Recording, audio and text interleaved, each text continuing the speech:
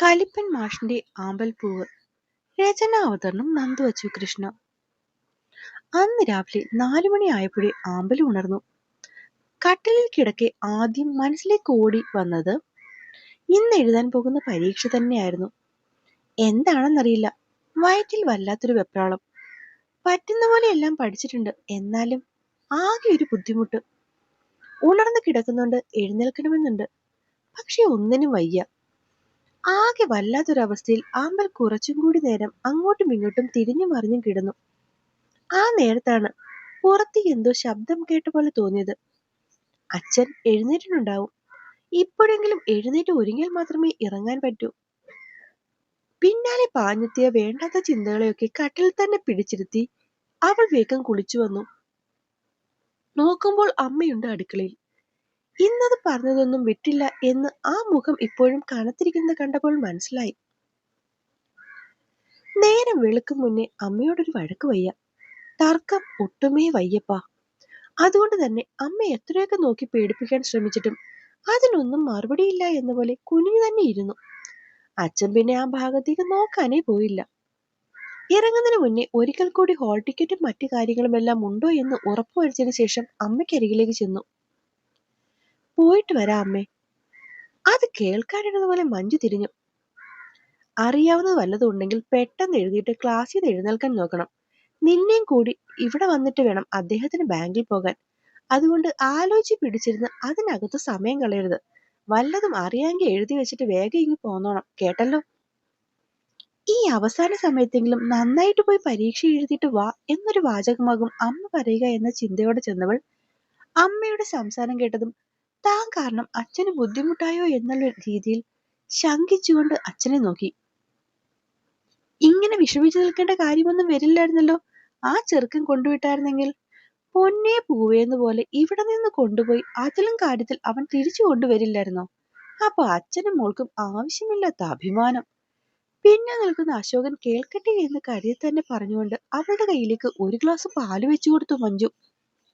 ഒപ്പം അശോകന്റെ ചായയും ടേബിളിലേക്ക് തന്നെ വെച്ചു. ഇറങ്ങുന്നതിന് മുന്നേ ആവശ്യമില്ലാത്തൊരു വഴക്ക് വയ്യെന്ന പോലെ അച്ഛനും മോളും അത് കുടിച്ചുകൊണ്ട് ഇറങ്ങി. സമയം 4:45 കഴിഞ്ഞിട്ടേ ഉള്ളൂ. 5 മണിക്കാണ് കവലയിൽ നിന്നും ആദ്യത്തെ ബസ്. അതിൽ ചെന്ന് സിറ്റിയിൽ ഇറങ്ങിയിട്ട് വേണം അടുത്ത ബസ് പിടിക്കാൻ. അങ്ങനെയാണെങ്കിൽ ഏകദേശം ഒരു 8 മണിയാകുമ്പോൾ ആ സ്കൂളിൽ ചെല്ലാം. അവിടെ ചെന്ന് മോളെ ഒന്ന് സ്വസ്ഥമാക്കി കഴിഞ്ഞ് തിരിച്ചു വരികയാണെങ്കിൽ ബാങ്കിലേക്ക് 10-10:30 ആകുമ്പോൾ തനിക്ക് ഇവിടെ തിരിച്ചെത്താൻ പറ്റും. അതിന്റെ കാര്യങ്ങളൊക്കെ ഒന്ന് കഴിയുകയാണെങ്കിൽ ഉച്ചയ്ക്ക് പിന്നെ പോയി വിളിക്കേണ്ട ആവശ്യമേ വരുന്നുള്ളൂ. ഒരു പക്ഷെ ചിലപ്പോൾ മോൾക്ക് 1-1.5 മണിക്കൂർ അവിടെ ഇരിക്കേണ്ടി വന്നേക്കും. പക്ഷെ ഒപ്പം പഠിച്ച 2 കുട്ടികൾ അവിടെ കൂടെയുണ്ട്. അവര് ബന്ധുവീടുകളിൽ നിന്ന് നേരിട്ട് അങ്ങോട്ട് വരുന്നതാണ്. ഒത്തൊരു പോക്കേ നടക്കാത്തത് കൊണ്ട്. പക്ഷെ അവിടെ എത്തി മോളെ ഏൽപ്പിച്ചു കഴിഞ്ഞാൽ ബാക്കിയൊക്കെ അവര് നോക്കിക്കോളും. ആ ഒരു ഉറപ്പ് മനസ്സിലുണ്ടായതുകൊണ്ടാണ് ഈ തിരിച്ചുവരവും പോക്കുമൊക്കെ ഇങ്ങനെ പ്ലാൻ ചെയ്തു വെച്ചിരിക്കുന്നത്. അങ്ങനെ പലതും ചിന്തിച്ച് ഇടറോഡിലേക്ക് കയറുമ്പോഴാണ് അച്ഛന്റെ കയ്യിലേക്ക് മകളുടെ കൈത്തലം അമർന്നത്. ആകെ തണുത്തിരിക്കുന്നല്ലോ മോളെ. പൊതുവെ തണുപ്പുള്ള കൈകൾക്ക് അന്ന് അധിക തണുപ്പ് തോന്നി അശോകൻ സ്നേഹത്തോടെ മകളുടെ കയ്യിൽ പിടിച്ചു. ഞാൻ കാരണം അച്ഛന് ബുദ്ധിമുട്ടായി അല്ലേ? ഇന്നലെ മുതലുള്ള മഞ്ജുവിന്റെ സംസാരവും ഒപ്പം ബാങ്കിന്റെ കാര്യവുമൊക്കെ ആലോചിച്ച് വല്ലാത്തൊരു ആവലാതിയോടെയാണ് അവളത് ചോദിച്ചത്. മക്കൾക്ക് വേണ്ടി അല്ലെങ്കിൽ അച്ഛനും അമ്മയും കഷ്ടപ്പെടുന്നതിന് ആരെങ്കിലും കണക്ക് സൂക്ഷിക്കാറുണ്ടോ എന്റെ അമ്പുവേ? അവളുടെ ചോദ്യത്തിന് പിന്നിലുള്ള വികാരം അറിയാവുന്നത് കൊണ്ട് വളരെ സ്നേഹത്തോടെ അവളെ സമാധാനിപ്പിക്കുന്ന പോലെ അത്രയും മൃദുവായിരുന്നു അദ്ദേഹത്തിന്റെ വാക്കുകൾ. അല്ല, അച്ഛൻ ഇന്ന് ബാങ്കിൽ പോകണം എന്ന് എനിക്ക് അറിയാമായിരുന്നിട്ടും ഞാൻ വാശി പിടിച്ചല്ലേ അച്ഛനെ ഒപ്പം കൂട്ടിയത്?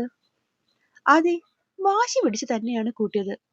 അദ്ദേഹം അത് ഏറ്റുപറഞ്ഞതും സ്ട്രീറ്റ് ലൈറ്റിന്റെ വെട്ടത്തിൽ തന്റെ മകളുടെ കണ്ണുകളിലെ നീർത്തുള്ളികൾ അദ്ദേഹം കണ്ടു.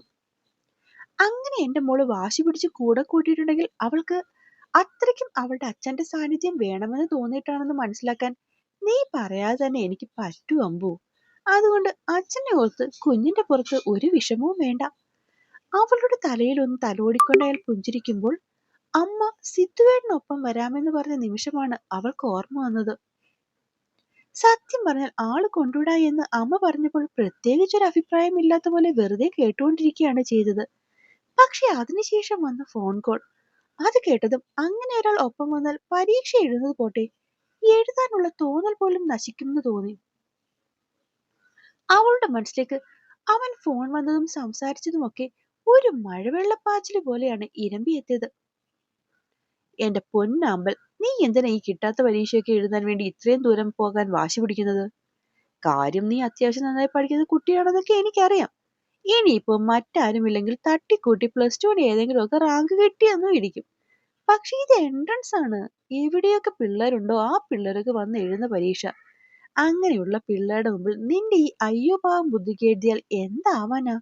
അല്ല, ഇനിയിപ്പൊ എന്തെങ്കിലും ആയാൽ തന്നെ ഉറപ്പായും അതുമല്ല മാനേജ്മെന്റ് കോട്ടയിലാവും കിട്ടുക.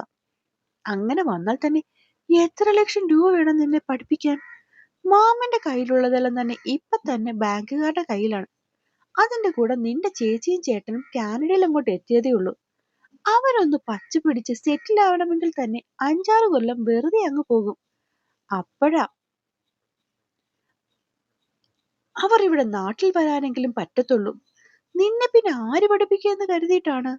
അതുകൊണ്ട് നീ ചുമ്മാ ആവശ്യമില്ലാത്ത സ്വപ്നങ്ങളൊക്കെ കാണാതെ ഡിഗ്രിക്ക് പോകാൻ നോക്കു വച്ചേ. അല്ലാതെ ചുമ്മാ മാമന് പ്രഷർ കൊടുക്കാൻ വേണ്ടി ഓരോന്നിനൊക്കെ ഇറങ്ങി പുറപ്പെട്ടോളൂ. ബാക്കി എന്താ അവൻ പറയുന്നതെന്ന് കേൾക്കാൻ അവൾ നിന്നില്ല. അപ്പോഴേക്കും താനായിട്ട് അങ്ങോട്ട് ഫോൺ വെച്ചു കഴിഞ്ഞിരുന്നു. മോളെ പതുക്കെ, ഒന്നാമത് ഇരുട്ടാണ്. എവിടെയാ നിന്റെ ശ്രദ്ധ? മുന്നിൽ കിടന്ന പാറക്കല്ലിൽ തട്ടി അവള് ഫ്രണ്ടിലേക്ക് ആഞ്ഞതും അശോകൻ എങ്ങനെയൊക്കെയോ ഒരു കൈകൊണ്ട് അവളെ പിടിച്ചു നിർത്തി. ഒപ്പം വീണു പോകുമോ എന്നുള്ള ഭയത്തിലുണ്ടായ വഴക്ക് വേറെ. അത് പിന്നെ കല്ല് കിടക്കുന്നത് കണ്ടില്ലച്ചാ. വഴക്ക് പറയുന്നതിലും അധികം അയാൾ ഭയന്നുപോയി എന്നുള്ള ചിന്തയിൽ ആ കയ്യിലൊന്ന് അമർത്തി അവൾ പുഞ്ചിരിച്ചുകൊണ്ട് ആ മുഖത്തേക്ക് നോക്കി പറഞ്ഞു, ഒന്നാമത് സ്ട്രീറ്റ് ലൈറ്റിലെ വെട്ടം മാത്രമേ ഉള്ളൂ. അതിന്റെ കൂടെ നീ ശ്രദ്ധിക്കാതെ കൂടെ നടന്നാൽ എങ്ങനെയാ മോളെ? ഇത്തിരി മാറി നടന്നിരുന്ന മോളെ ഒപ്പം ചേർത്ത് പിടിച്ചുകൊണ്ട് അദ്ദേഹം മെല്ലെ നടന്നു. അച്ഛന്റെ ആ കരുതലിൽ അല്പം ചേർന്നു നിന്നതല്ലാതെ ഒരു വാക്കുകൊണ്ട് പോലും തിരിച്ച് ഒരു മറുപടി പറയാൻ അവൾ നിന്നില്ല. പരീക്ഷയെ പറ്റിയാണോ ഈ ചിന്തിച്ചൊക്കെ കൂട്ടുന്നത്? എനിക്കെന്തോ പേടിയാവുന്നു അച്ഛാ. എന്തിനിപ്പോ ആവശ്യമില്ലാത്തൊരു പേടി?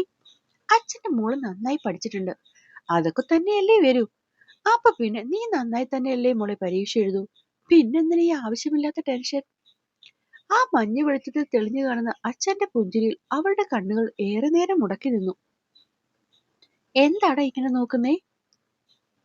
ഒരു പക്ഷേ എനിക്ക് നന്നായി പരീക്ഷ എഴുതാൻ പറ്റിയില്ലെങ്കിലോ അച്ഛാ? ചോദിക്കുമ്പോൾ പോലും അവളുടെ കണ്ണ് നിറഞ്ഞിരുന്നു. പറ്റിയില്ലെങ്കിൽ നമ്മൾ അടുത്ത തവണ നോക്കും.